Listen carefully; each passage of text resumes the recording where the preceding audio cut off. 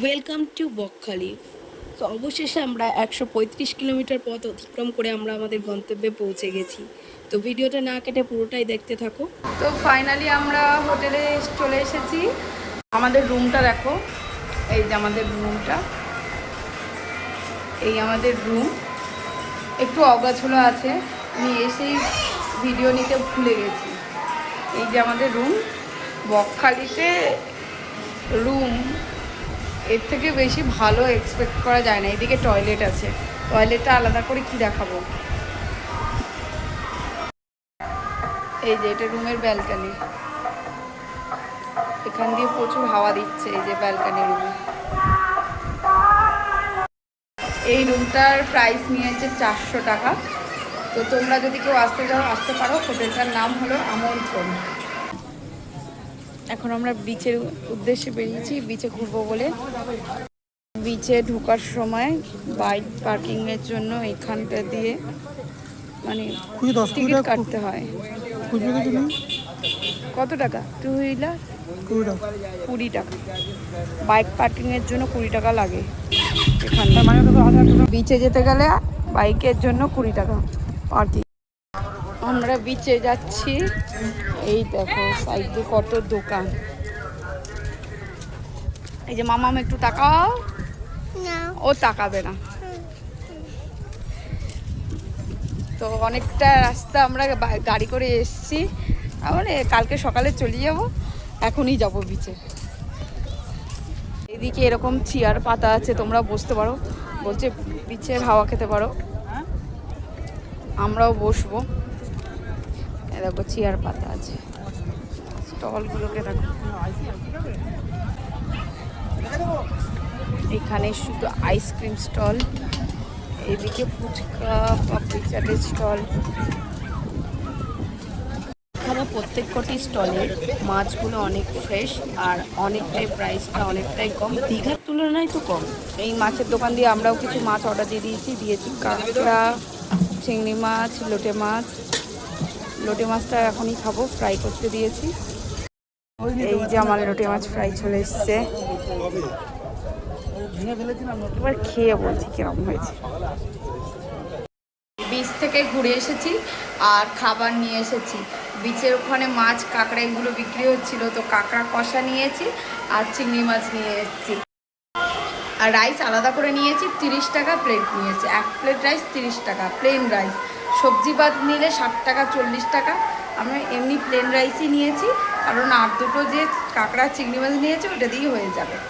তো দেখো কাঁকড়ার চিংড়ি মাছটা তোমাদেরকে একটু দেখাই। এই যে কাঁকড়া, এই কাঁকড়া কষাটা 100 টাকা নিয়েছে, আর এই চিংড়ি মাছটাও 100 টাকা নিয়েছে, 6 পিস। আমি এর থেকে মামামকে 2 পিস খাইয়েছি। আর এই যে রাইস, আরও রাইস আছে। খেয়ে দিয়ে স্নান করে ফ্রেশ হয়ে নিয়েছি। এই নাইটিটা কিনে নিয়ে এসছে। এইখানে এই জামা কাপড়ের দাম যা অনেক বেশি, তো এই নাইটিটা কিনে নিয়ে এসেছে। যেহেতু হঠাৎ করে প্ল্যান হয়েছে, জামা কাপড় নিয়ে আসিনি, কী পরে ঘুমাবো, তাই এই নাইটিটা কিনে নিয়ে এসেছে। তো তোমাদের সাথে আবার কথা হবে সকালবেলা। ততক্ষণ গুড নাইট, সবাই ঘুমিয়ে পড়ো। Good morning. এখন আমরা রুম ছেড়ে দিয়েছি, দিয়ে এবারে যাচ্ছি বিচের দিকে। তো এইদিকে গিয়েই তোমাদের সাথে কথা হচ্ছে। যারা আমাদের মতো বাইক নিয়ে আসবে তারা এই রাস্তাটা ধরেও বিচে আসতে পারো। সাদা বালি আর সমুদ্র ওই দূরে, যাব না, এখান দিয়ে দেখবো, দেখে চলে যাও। এখন আমরা টিফিন করে নিলাম, এদিকে মাম্মাম চেকিং যাচ্ছে। আমরা চলেছি হেনরি আইল্যান্ডের দিকে। এরকম আমরা এর আগে 2বার এসেছি, আবারও যাচ্ছি। সমুদ্রে স্নান করবো না, হঠাৎ যেহেতু এসেছি, জামা প্যান্ট নিয়ে আসিনি, তাই স্নান করবো না। এখান দিয়ে ঘুরে ঘুরে নিয়ে বাড়ির দিকে চলে যাবো। দেখতে থাকো। এই দেখো 2 দিকে জঙ্গল, আর মাঝখান দিয়ে আমরা যাচ্ছি, সরু রাস্তা।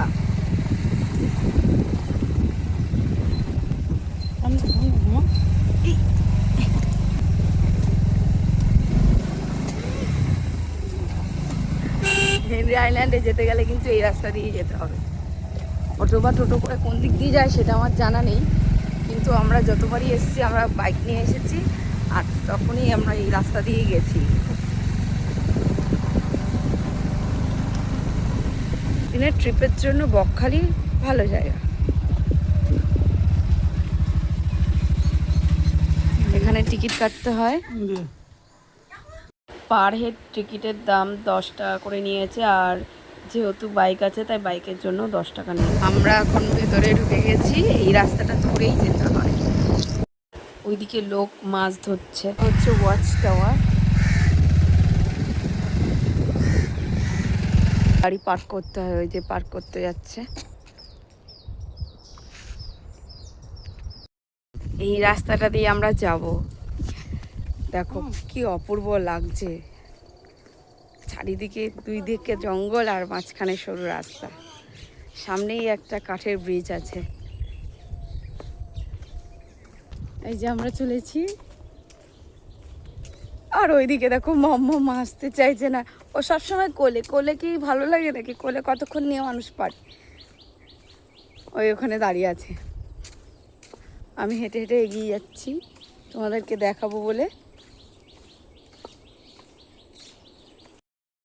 এই রকম আরও ভিডিও দেখার জন্য আমাকে ফলো করে দাও, আর তোমরা একটু আমাকে সাপোর্ট করো। এইদিকে দেখছো লাল কাঁকড়া, এই বিচে লাল কাঁকড়া ভর্তি। কতটা ক্যামেরায় ক্যাপচার হয়েছে বলতে পারছি না, তোমরাই দেখো।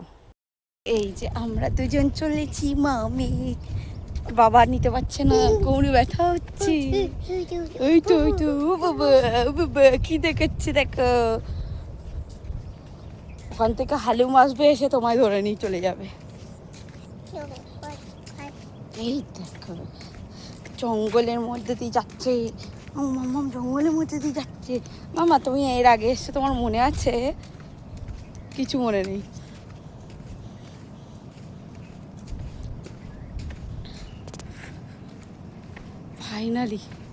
ফাইনালি এসে গেছি।